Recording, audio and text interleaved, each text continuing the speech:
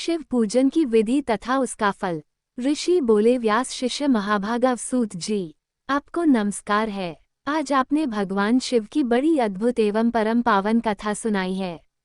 दयानिधे, ब्रह्मा और नारद जी के संवाद के अनुसार आप हमें शिव पूजन की वो विधि बताइए जिससे यहाँ भगवान शिव संतुष्ट होते हैं। ब्राह्मण, क्षत्रिय, वैश्य और शूद्र सभी शिव की पूजा करते हैं। वह पूजन कैसे करना चाहिए? आपने व्यास जी के मुख से इस विषय को जिस प्रकार सुना है वो बताइए। महर्षियों का ये कल्याणप्रद एवं श्रुति सम्मत वचन सुनकर सूत जी ने उन मुनियों के प्रश्न के अनुसार सब बातें प्रसन्नता पूर्वक बताईं। सूत जी बोले, मुनीश्वरों, आपने बहुत अच्छी बात पूछी है, परंतु वह रहस्य की बात है। मैंने इस विषय को जैसा सुना है और जैसी मेरी बुद्धि है उसके अनुसार आज कुछ कह रहा हूँ। जैसे आप लोग पूछ रहे हैं उसी तरह पूर्व काल में व्यास जी ने सनत कुमार जी से पूछा था, फिर उसे उपमन्यु जी ने भी सुना था। व्यास जी ने शिव पूजन आदि जो भी विषय सुना था उसे सुनकर उन्होंने लोकहित की कामना से मुझे बता दिया था। इसी विषय को भगवान श्री कृष्ण ने महात्मा उपमन्यु से सुना था। पूर्व काल में ब्रह्मा जी ने नारद जी से इस विषय में जो कुछ कहा था वही इस समय मैं कहूँगा। ब्रह्मा जी ने कहा, नारद, मैं संक्षेप से लिंग पूजन की विधि बता रहा हूँ, सुनो। जैसा पहले कहा गया है वैसा जो भगवान शंकर का सुखमय, निर्मल एवं सनातन रूप है उसका उत्तम भक्ति भाव से पूजन करें। इससे समस्त मनोवांछित फल की प्राप्ति होगी। दरिद्रता, रोग, दुख तथा शत्रु जनित पीड़ा, ये 4 प्रकार के कष्ट तभी तक रहते हैं जब तक मनुष्य भगवान शिव का पूजन नहीं करता। भगवान शिव की पूजा होते ही सारे दुख विलीन हो जाते हैं और समस्त सुखों की प्राप्ति हो जाती है। तत्पश्चात समय आने पर उपासक की मुक्ति भी होती है। जो मानव शरीर का आश्रय लेकर मुख्यतया संतान सुख की कामना करता है उसे चाहिए कि वो संपूर्ण कार्य और मनोहर्थ के साधक महादेव जी की पूजा करें। ब्राह्मण, क्षत्रिय, वैश्य और शूद्र भी संपूर्ण कामनाओं तथा प्रयोजनों की सिद्धि के लिए क्रम से विधि के अनुसार भगवान शंकर की पूजा करें। प्रातःकाल ब्रह्म मुहूर्त में उठकर गुरु तथा शिव का स्मरण करके तीर्थों का चिंतन एवं भगवान विष्णु का ध्यान करें। फिर मेरा, देवताओं का और मुनि आदि का भी स्मरण चिंतन करके स्तोत्र पाठ पूर्वक शंकर जी का विधि पूर्वक नाम ले। उसके बाद शैया से उठकर निवास स्थान से दक्षिण दिशा में जाकर मल त्याग करें। एकांत में मल विसर्जन करना चाहिए। उसे शुद्ध होने के लिए जो विधि मैंने सुन रखी है उसी को आज कहता हूँ। मन को एकाग्र करके सुनो।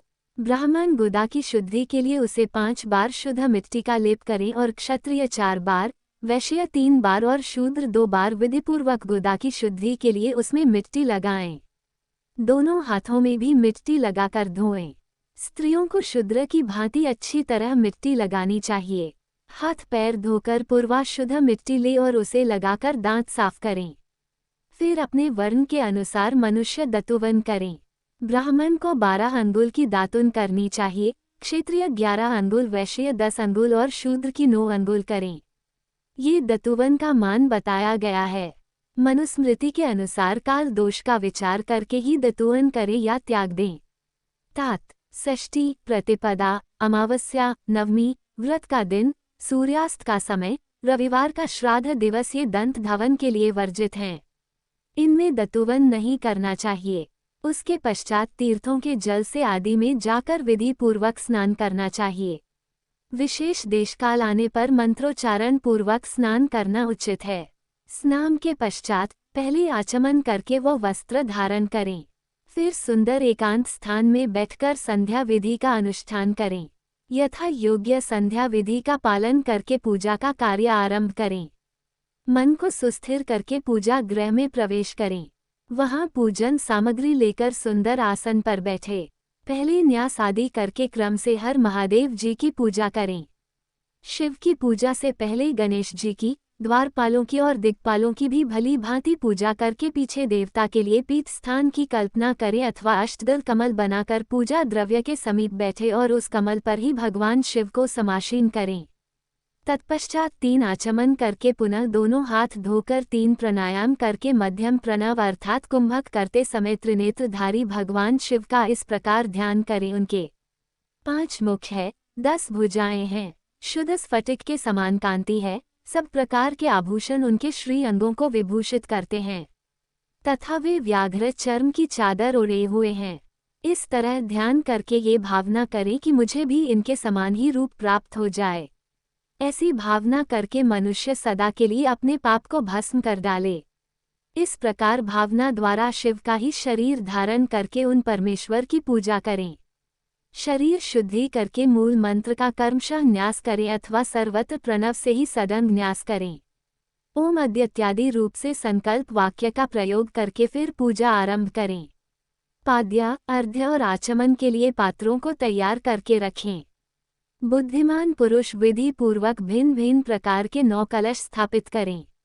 उन्हें कुशाओं से ढक कर रखें और कुशाओं से ही जल लेकर उन सब का प्रोक्षण करें। तत्पश्चात उन सभी पात्रों में शीतल जल डालें। खस और चंदन को वाद्य पात्र में रखें। चमेली के फूल, शीतल चीनी, कपूर, बड़ की जड़ और तमाल इन सबको यथोचित रूप से कूट पीसकर चूर्ण बना लें और आचमनीय के पात्र में डालें। इलायची और चंदन को तो सभी पात्रों में डालना चाहिए। देवादि देव महादेव जी के पार्श्व भाग में नंदीश्वर का पूजन करें। गंध, धूप और भांति भांति के द्वीपों द्वारा शिव की पूजा करें। फिर लिंग शुद्धि करके मनुष्य प्रसन्नता पूर्वक मंत्र समूहों के आदि में प्रणव तथा अंत में नमः पद जोड़ करके उनके द्वारा इष्टदेव के लिए यथोचित आसन की कल्पना करें। फिर प्रणव से पद्मासन की कल्पना करके ये भावना करें कि इस कमल का पूर्व दल साक्षात अनिमा नामक ऐश्वर्यरूप तथा अविनाशी है, दक्षिणा दल लघिमा है और पश्चिमी दल महिमा है, उत्तर दल प्राप्ति है, अग्नि कोण का दल पराक्रम्य है, नेतृत्व कोण का दल ईश्त्व है, वायव्य कोण का दल वशित्व है, ईशान कोण का दल सर्वज्ञत है और उस कमल की कर्णिका को सोम कहा जाता है। सोम के नीचे सूर्य है, सूर्य के नीचे अग्नि है और अग्नि के नीचे धर्म आदि के स्थान है। क्रमशः से ऐसी कल्पना करने के पश्चात चारों दिशाओं में अव्यक्त महतत्व अहंकार और उनके विकारों की कल्पना करें। सोम के अंत में सत, रज और तम इन तीनों गुणों की कल्पना करें। इसके बाद सद्योजातम प्रज्ञामी इत्यादि मंत्र से परमेश्वर शिव का आवाहन करें। ओम वामदेवाय नमः इत्यादि वामदेव मंत्र से उनको आसन पर विराजमान करें। फिर ओम तत्पुरुषाय वैदेही इत्यादि रुद्र गायत्री द्वारा इष्ट देव का सानिध्य प्राप्त करके उन्हें अघोरभ्य इत्यादि अघोर मंत्र से वहां निरुद्ध करें। फिर ईशानाम सर्वविद्याना इत्यादि मंत्र से आराध्य देव का पूजन करें। पाद्य और आचमनीयम अर्पित करके अर्घ दे। तत्पश्चात गंध और चंदन मिश्रित जल से विधि पूर्वक रुद्रदेव को स्नान कराएं। पंचगव्य निर्माण की विधि से 5 द्रव्यों को एक पत्र में लेकर प्रणव से ही अभिमंत्रित करके उन मिश्रित गव्य पदार्थों द्वारा भगवान को नहलाएं। तत्पश्चात पृथक पृथक दूध, दही, मधु, घी, गन्ने के रस से नहलाकर समस्त अभिष्टों के दाता और हितकारी पूजनीय महादेव जी का प्रणव के उच्चारण पूर्वक पवित्र द्रव्यों द्वारा अभिषेक करें। पवित्र जल पात्रों में मंत्रोच्चारण पूर्वक जल डालें। डालने से पहले साधक श्वेत वस्त्र से उस जल को यथोचित रीति से छान लें। उस जल को तब तक दूर न करें जब तक इष्ट देव को चंदन न चढ़ा दे। तब सुंदर द्वारा प्रसन्नता पूर्वक शंकर जी की पूजा करें। उनके ऊपर कुश, अपामार्ग, कपूर, चमेली, चंपा, कनेर, कमल आदि चाएं और पूजा करें। परमेश्वर शिव के ऊपर जल की धारा की व्यवस्था करें।